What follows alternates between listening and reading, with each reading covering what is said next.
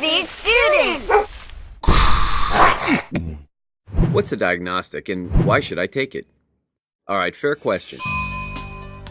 Let's start with the what. A diagnostic is similar to what a doctor performs on his patients. The patients give him a list of their symptoms, he checks them out, turn your head and cough please, and then the doctor tells them what gory disease they have. Or don't have. Yeah. Okay, that's in real life. In SAT land, however, a diagnostic tests your mental acumen rather than your physical well-being. This is your brain. Yellow.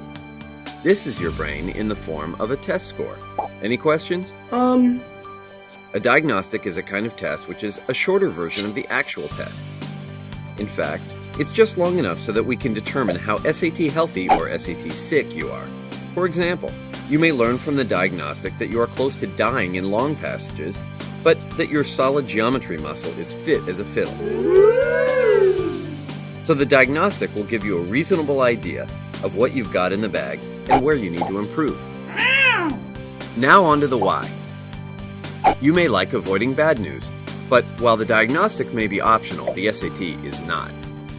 If you want to be a full-fledged member of Collegeville, you have to bite the bullet on this one. No! The diagnostic will surface the areas where you may be a little weak, so that you can hone your skills in preparation for the big day. And it doesn't make sense to waste your time studying the stuff you already know. If you're already an algebra guru, then the subject shouldn't get the same amount of your precious study time as, say, sentence completion. If you do a terrible job on the geometry diagnostic, it will let you know. It doesn't mince words. You should probably eat, sleep, and breathe right triangles for the next couple of weeks. The diagnostic can also help you get your timing down with its nifty correct versus time graph. So set yourself up for success with Shmoop's handy-dandy diagnostics. You won't have to show up on SAT day with that deer in the headlights look.